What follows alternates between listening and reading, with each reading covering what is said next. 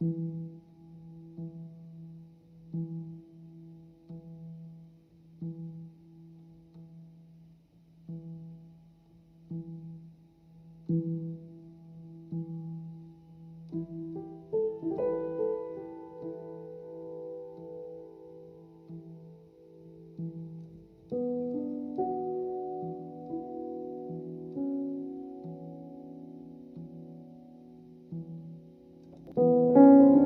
faut vraiment faire des kilomètres à pied, il faut marcher, il faut retendre les cannes, il faut s'embêter avec les délires, avec les signes.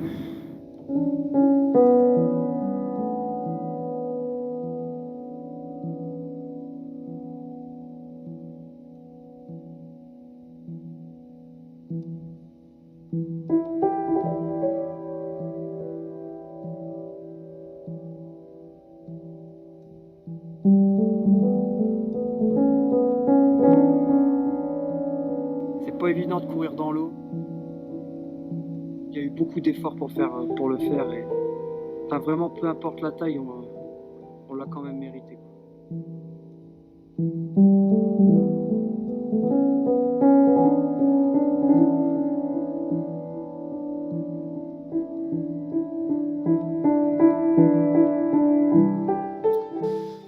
Ah, cette session, ça fait longtemps qu'on l'attend. Ça fait 5 ans qu'elle est dans notre tête, car il y a 5 ans, on était venu sur le Rhône, c'était déjà un plan B à la base, puisqu'on devait partir en Grand Lac et c'est pas fait comme on voulait, parce qu'avec le Covid et les restrictions de liberté, on n'a pas pu faire ce qu'on voulait. Du coup, on s'est retrouvé sur le fleuve fin d'automne, avec des conditions assez particulières, une pêche en plus assez atypique, comme vous avez pu voir à l'image, et mauvais timing, ça a commencé à se déclencher à la fin de session, donc on avait vraiment un sentiment d'inachevé, il fallait... Déjà, on avait passé un super moment humain, donc déjà, on avait passé un très bon moment entre nous. On avait bien apprécié notre complicité et l'esprit d'équipe qui pouvait se dégager de ces sessions. Du coup, on voulait réitérer la chose pour essayer de vivre des meilleures conditions et vivre une meilleure session. En plus, il y avait de la matière, mais le vidéaste nous avait planté, on n'a pas pu faire de film. Donc, on avait vraiment un sentiment d'inachevé qu'il fallait combler. Les années ont passé, les organisations mutuelles de chacun, que ce soit en termes personnels ou en termes professionnels, on n'a pas trouvé de créneau. L'année passée, lors du social, on avait calé une date par rapport à mes vacances et à des créneaux pour avoir certains membres, comme Antoine ou Steven.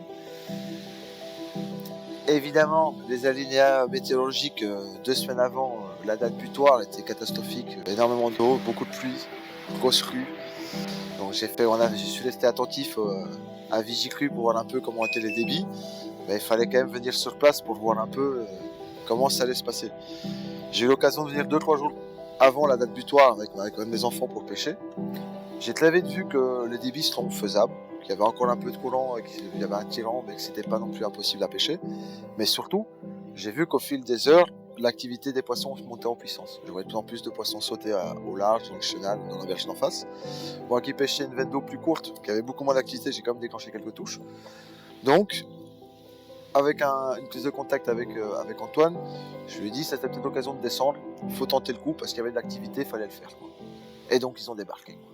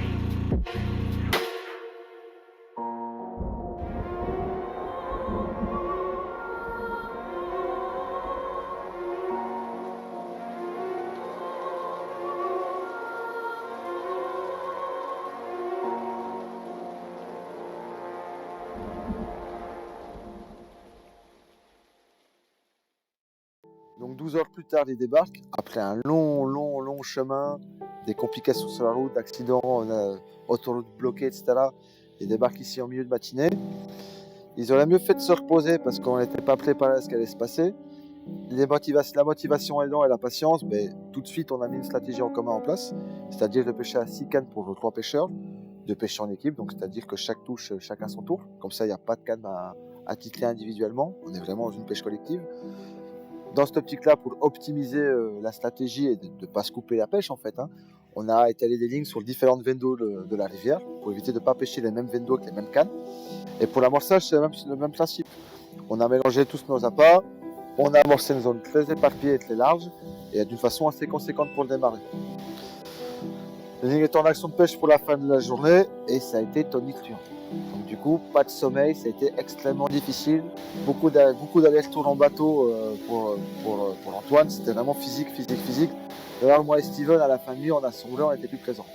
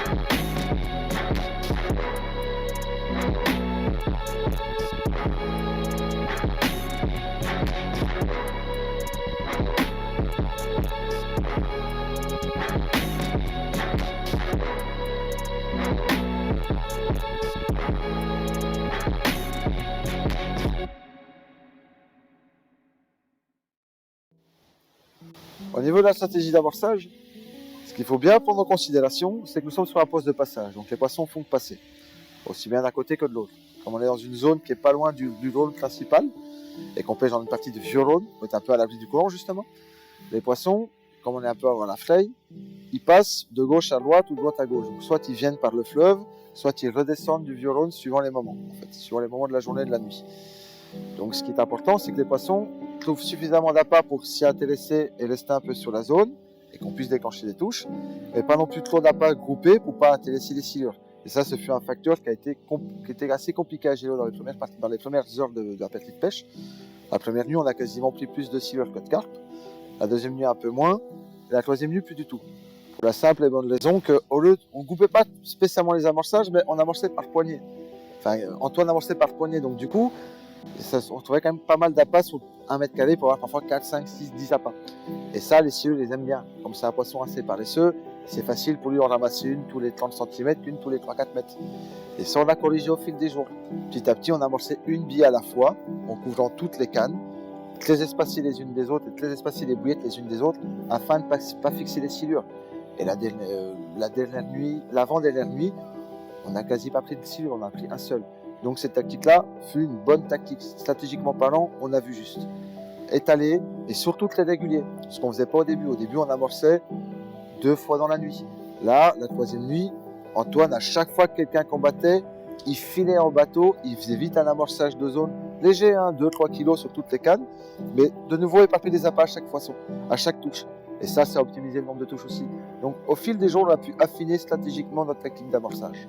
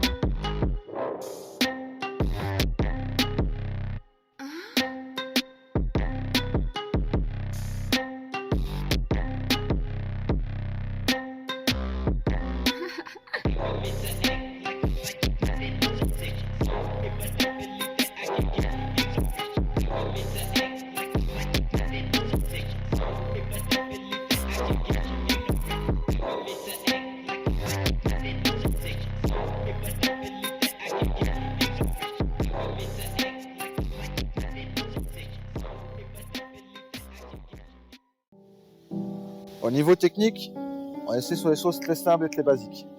On n'est pas parti sur des montages en libiqué, c'est pas la situation.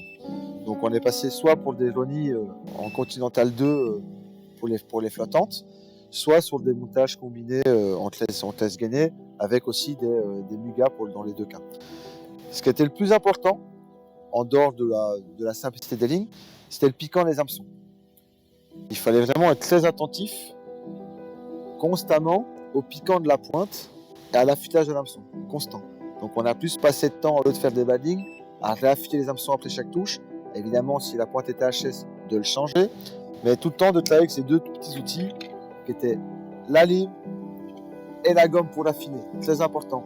On a été extrêmement attentif sur ce détail sur lequel on était le plus attentif. C'est qu'avoir vraiment des hameçons piquants à chaque fois.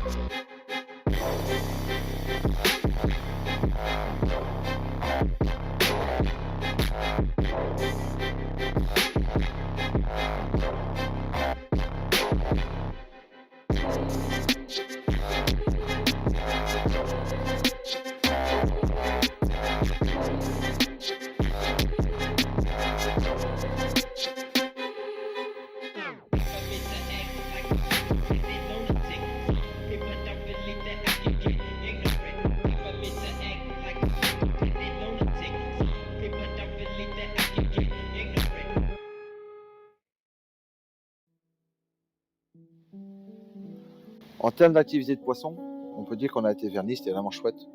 Par contre, l'activité était principalement nocturne. Ce qui n'était pas forcément une contrainte, mais c'était quasiment que la nuit. Donc il fallait quand même gentiment s'organiser au niveau du sommeil. Ce qui était super chouette aussi, c'est qu'on était 3. Donc du coup, chaque fois qu'on a un combattait, Antoine partait vite sur l'eau pour le réamorcer. Et ce qui était un avantage super pour le no-kill, c'est qu'on a pu faire toutes les images tout de suite en instantané. Donc on prenait un poisson, il y en a un qui s'occupait de réamorcer ou de le placer la canne, celui qui a capturé le poisson s'occupait du poisson, le troisième pouvait filmer ou photographier, donc on a pu faire toutes les images quasiment de nuit sans mettre aucun poisson au sac. Ça c'est super pour le no-kill. Et aussi pour une question d'optimisation du temps de pêche aussi. Du coup on n'a pas dû faire les chichis le matin et les séances photo, tout était en instantané. Ça fut vraiment très bien et très pratique. Le fait d'être 3, c'était facilité par rapport à cela. Et ce qui était aussi très bien, c'est comme on n'était pas dans du fray, on n'a pas dû mettre des poissons au sac et les fatiguer avant le fray. Ils n'ont pas été stressés, etc. Donc, tout ça fut que ce fut vraiment une très chouette session. On a rempli beaucoup de plaisir. On a comme d'habitude bien rigolé entre nous évidemment. On a toujours cet esprit de convivialité qui est quand même un peu à l'image de notre groupe quand même. On s'entend tous très bien, on s'amuse bien. Du coup on a passé vraiment une chouette session. On a fait beaucoup de poissons, toutes sortes de poissons, des petits, des moyens, jusqu'à quelques-uns qui étaient assez jolis. On a fait un peu des silures, un peu de toute taille aussi. Bref, ce fut vraiment top. Vivement la prochaine.